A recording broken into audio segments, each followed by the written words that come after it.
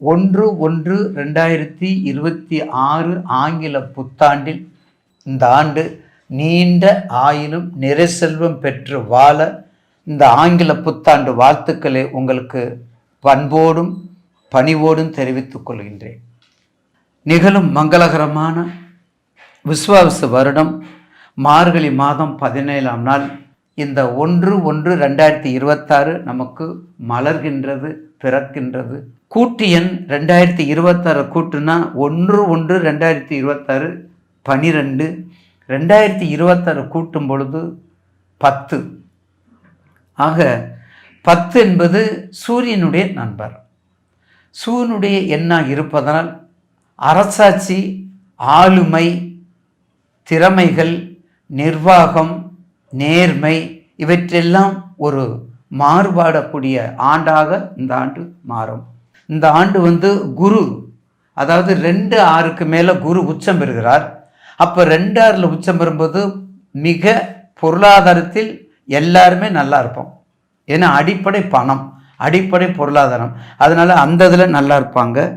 மளிகை பொருள், காய்கறிகள், மற்ற விலைவாசிகள், பெட்ரோல், பிஸ்னஸ்ஸு, ஆன்லைன் எல்லாமே நார்மலாகத்தான் இருக்கும். ஏன்னா இந்த வருடம் ராகு கேது பேச்சு வரும்போது தான் கொஞ்சம் வேகமாக இருக்கும். அதுக்கடுத்தது இந்த வருடம் மிக பரபரப்பான ஆண்டாகவும் இருக்கும்.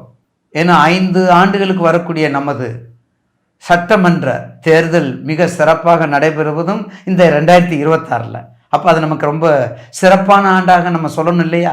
அடுத்து நாம் காண இருப்பது மீனம். 2026 விடை பெற்றது 2025, விடை பெற்றது 2025, உதயமானது 2026.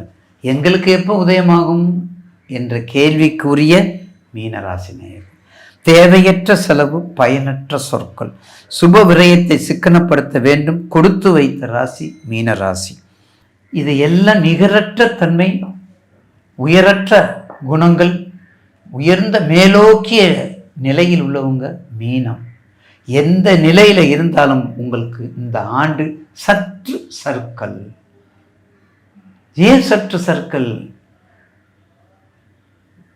சனீஸ்வருடைய தாக்கங்கள்.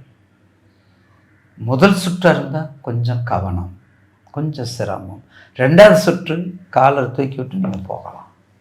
அப்படிப்பட்ட ராசி மீனராசி. உங்கள் ராசிக்கு ராசிநாதன் உங்களுக்கு எடுக்க மாட்டார். நிச்சயமாக உங்கள் ராசிக்கு கொஞ்ச நாளைக்கு சுகஸ்தானத்தில் இருக்கிறார். அடுத்து பூர்வ புண்ணியம், உச்ச குருவாக போகிறார். நிச்சயமாக உச்ச குரு போகும்போது ஒரு நல்ல தாக்கத்தை கொடுப்பார். ஒரு 5 மாதம், அடுத்து 9ஆம் பார்வை உங்களை பார்க்குறார். 5, 7, 9 உங்கள் பார்வை பார்க்கும்போது நிச்சயமாக 5 மாதம் முடிஞ்சோன்னா அடுத்த குரு பயிற்சியில் நீங்கள் செல்வாக்கூட இருக்க போகிறீங்க. ஏன்னா 2வது சுற்று கொஞ்சம் தைரியமாக இருக்கலாம், முதல் சுற்று தான் கொஞ்சம் கஷ்டம். உங்களுக்கு வேண்டிய வேலை இந்த நேரங்களில் வெளிநாடு போகிறது பெஸ்ட். அப்ராடு கொஞ்சம் ட்ரை பண்ணி போங்க. ஏன்னா நீங்கள் ஜலராசி, கரும்பு சம்மந்தப்பட்டது, பல்கலைக்கழகம் சம்மந்தப்பட்டது, நிர்வாகம் சம்மந்தப்பட்டது, அரசியல் சம்மந்தப்பட்டது, ஆன்மீகம் சம்மந்தப்பட்டது. பார்த்தீங்களா எத்தனை தொழில், வெளிநாட்டுக்குரிய அத்தனை தொழிலும், டெக்ஸ்டைல்ஸ் சம்மந்தப்பட்டது, துணிகள் சம்மந்தப்பட்டது, பேக்கரி சம்மந்தப்பட்டது, கேட்ரிங் சம்மந்தப்பட்டது, எல்லா வகையான தொழிலும் உங்களுக்கு உண்டு. இந்த நேரங்களில் சனீஸ்வருடைய தாக்கல். என்ன வெளிநாட்டு போனோம்னா நம்ம நவக்கிரகத்தை நினச்சிட்டு இருக்க மாட்டோம். எத்தனை மணிக்கு செகண்ட் ஷிஃப்ட்டுக்கு போகணும், நம்ம படுக்கணும். காலையில் எழுந்திரிச்சு ஃபர்ஸ்ட் ஷிஃப்ட்டுக்கு போகணும், நம்ம படுக்கணும். அப்புறம் நம்ம சாப்பிடணும். அவனுக்கு லாங்குவேஜ் தெரியாது, அவனுக்கு மொழி தெரியாது, அவன்கிட்ட போய் சண்டை போடணும், அவன் சொல்கிறத நம்ம கேட்கணும். இந்த ஞானத்தில் இந்த வழிவகையிலே இருக்கிறதுனால தான் நம்ம மற்றதெல்லாம் கவனிக்கிறது இல்லை. மறுபடியும் நம்ம குளிக்கிறோம், சாப்பிட்றோம், படுக்கிறோம், மறுபடியும் எந்திரிக்கிறோம், குளிக்கிறோம், சாப்பிட்றோம், நம்ம போகிறோம். அப்போ இந்த நோக்கத்தில் இருக்கும்போது நவக்கிரகங்கள் கூட அங்கே கம்மியாக தான் வேலை செய்யும். அந்த தாக்கங்கள் குறைவு. அதிலேயே இருக்கிறவங்க நம்ம கேட்டுக்கிட்டு இருப்பாங்க, அவ்வளோதான். எங்கே யூகேல இருந்தாலும் சரி, சிலோனில் இருந்தாலும் சரி, ஜெர்மனில் இருந்தாலும் சரி, கனடாவில் இருந்தாலும் சரி, நல்லா இருந்தால் ஏன் இப்போ ஒன்றும் நல்லா இல்லையே அப்படின்னு கேட்போம். அந்த தாக்கத்திலே இருக்கவங்க அது வேண்டாங்க. எத்தனை பேர் இருக்காங்க. நேற்று கூட நான் ஜாதகமே பார்க்குறதுனாங்க, ஆனால் நீங்கள் நல்லா சொல்லிட்டு இருக்கிறீங்க அப்படின்னு சொல்லுவாங்க. ஜாதகமே பார்க்க மாட்டாராம், சாமியே கும்பிட மாட்டாராம், ஆனால் நான் சொல்லிக் கொடுக்கணுமா அப்படின்னு எல்லா இடத்துலையும் 5 பேரில் ஒன்றா இல்லை. ஆக உங்களுடைய ஜன ஜாதகத்தில் உங்களுக்கு என்ன லக்கணம், 6 8 12 யார், குரு எங்கே இருக்கா, உங்கள் ஜாதகத்தில் கோச்சாரத்தில் உங்களுக்கு 4 இருக்காரு, உங்கள் ஜாதகத்தில் இருக்கணும்ல. உங்கள் ஜாதகத்தில் இப்போ கடகத்தில் இருக்காருன்னு வைங்க, நீங்கள் தான் கிங். உங்கள் ராசிக்கு 5ல் குரு கிங் உச்சத்தில் இருக்கார், உங்கள் வீட்டுக்கு வர்றாரு. மே மாதத்துக்கு மேலே உங்கள் வீட்டுக்கு குரு பேச்சுக்கு வரும்போது இப்போ உங்கள் வீட்டுக்கு வந்துடுறாரு. அப்போ உங்கள் வீட்டுக்கு ஒரு குரு ஜனன குருவோட கோச்சார குரு சேரும் பொழுதும், ஜனன சனீஸ்வரனோட கோச்சார சனி சேரும் பொழுதும், ஜனன ராகுவோட கோச்சார ராகு சேரும் பொழுதும், ஒரு ஜாதகத்தில் கண்டிப்பாக அந்த ஜனன ஜாதகத்தில்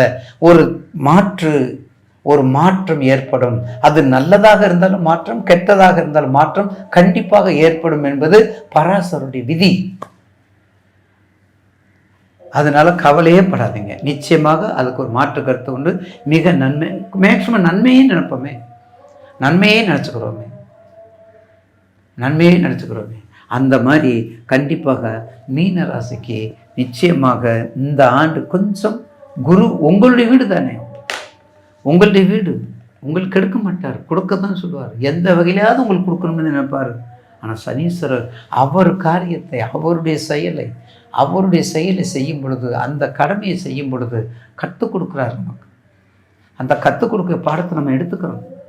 அப்படி எடுத்துக்கிட்டால் நிச்சயமாக வாழ்க்கையில் என்ன புதிய தொழில் எதுவும் ஆரம்பிக்கக்கூடாது, புது நிறுவனம் எதுவும் தொடக்கூடாது. கணவன் மனைவி உறவு கவனமாக இருக்கணும். ஏன்னா கணவன் மனைவி உறவு மீனத்தில் 7க்கு உரியவன் உபயம் புதன், அங்கே குரு. இந்த குரும் புதனும் சேர்ந்துச்சு தர்ஷாய்க்கணும். ஒரு எந்த லக்கணமாக இருந்தாலும் சரி, குருவும் புதனும் சேர்ந்தது அந்த காம்பினேஷனே போச்சு.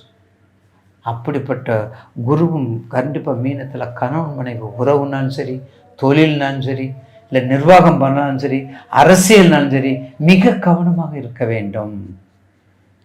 ஒன்று மட்டும் கன்ஃபார்மாக நடக்கும், என்ன? மேரேஜ், திருமணம் மட்டும் நடக்கும். திருமணம் பற்றி பேசவே வேண்டாம். இந்த மீன ராசிக்கு 7:30 தான் திருமணம் நடக்கும். அது எப்படி நடக்குதுன்னு என்னன்னு தெரியாது, ஆனால் கண்டிப்பாக மேரேஜுக்கு மட்டும் நடக்கும். மீதி எல்லாம் அப்படியே பிரேக் பண்ணி அப்படியே வச்சுருங்க. எச்சரிக்கையாக இருங்க.